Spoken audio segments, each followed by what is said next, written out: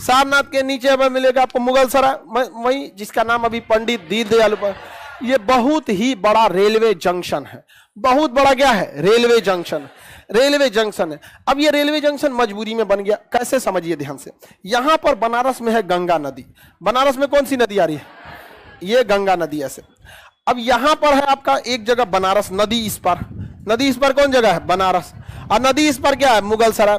तो जितनी ट्रेनें जा रही थी बिहार से, उनको ले जाना था यहां से, झारखंड वाली भी ट्रेन को इधर ले जाना था, छत्तीसगढ़ वाली ट्रेन को इधर ले जाना था, और मध्य प्रदेश वाले को भी इधर ले जाना था। सबके लिए अलग अलग पुल बनाना पड़ता अगर बनारस में ले जाना था। तो अंग्रेजों ने कहा कि इतना पुल पे खर्चा ज्यादा आएगा, तो सारी ट्रेनों का स्टॉपेज कहां मार दिया, मुगल सराय। अब मुगल सराय से ही क्या कर देता है, डाइवर्ट कर देता है, और अब फिर एक पुल से कहां ले जाता है, बनारस।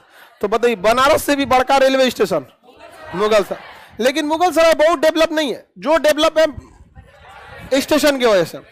अब कोई भी लोकल आदमी अगर पटना से जाता है कहां पर, मुगल सराय, तो मुगल सराय उतर के अगर उसे बनारस जाना है तो ऑटो पकड़ लेता है, क्यों, ऑटो पहुंचा देगी 20 मिनट से आधा घंटा में, और ट्रेन कितनों बड़ की ट्रेन हो 1 घंटा कंफर्म लेगी, 1 घंटा बस 12 किलोमीटर का डिस्टेंस है, कितना घंटा, 1।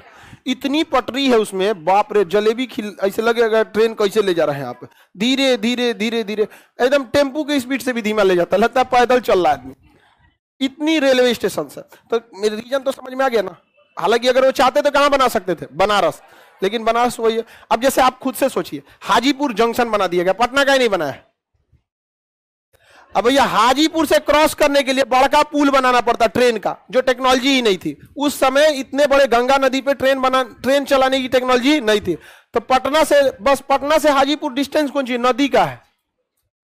आप नदी इस पार है तो पटना, उस पार है तो हाजीपुर। ट्रेन कहां तक आती है, हाजीपुर। पटना आती है, नहीं आती है, नहीं आती। बाद में बना एक पहलेजा घाट, तब ट्रेन उधर से घूम के दूसरे घाट से पटना आती है, 1-2 ट्रेन में चलती है। पाटलिपुत्रा से ज्यादा ट्रेन कहां है, 2-4 गो है, और दूरी भी उल्ट पटांग है, ज्यादा है। आप समझ में आ गया कि नहीं आ गया। सारनाथ में अशोक का क्या मिला, स्तंभ। अशोक का क्या मिला, स्तंभ। बहुत ऊंचा सा पिलर मिला, उसी का ये छोटा रूप है, ये जो है ये छोटा रूप है। अब ऐसा छोटा सा स्तंभ थोड़ी होता, बड़ा सा पूरा वेपर लाइट जैसे होता है ना, बड़ा सा, सेम ऐसे ही स्ट्रक्चर का है। नीचे में ऐसे चबूतरा बना हुआ है, और ये बड़ा सा पिलर है, और इस पिलर के ऊपर ऐसे 4 ठो बाघ बने हैं सब। जबकि आप देखिएगा तो आपको दिखेगा 3, क्योंकि जो जस्ट पीछे वो वाला तो दिखता नहीं है। यहाँ पर जूम कर देना जिसको, अशोक स्तंभ को। तो ये कहां पे मिलता है, सारनाथ। अशोक स्तंभ सारनाथ।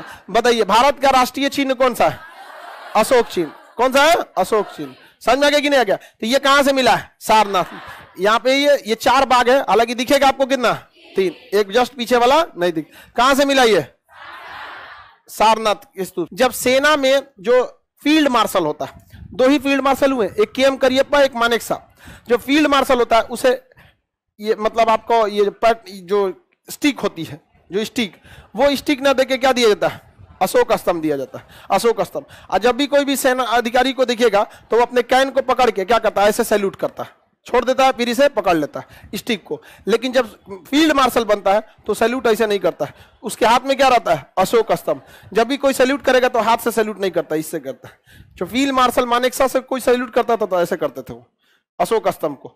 ये उनका मतलब जो फील्ड मार्शल होते हैं उनका सैल्यूट का तरीका होता है। बाकी सब लोग अपना केन पकड़ के और क्या करते हैं, स्टिक मिलता है, केन बोलते हैं उसको, ऐसे सैल्यूट करते हैं। और फील्ड मार्शल स्टिक पूरा क्या मिलता है, अशोक स्तंभ, उनको सैल्यूट करेंगे तो इस तरह से सैल्यूट करेंगे। तो ये कहां से मिला है, सारनाथ।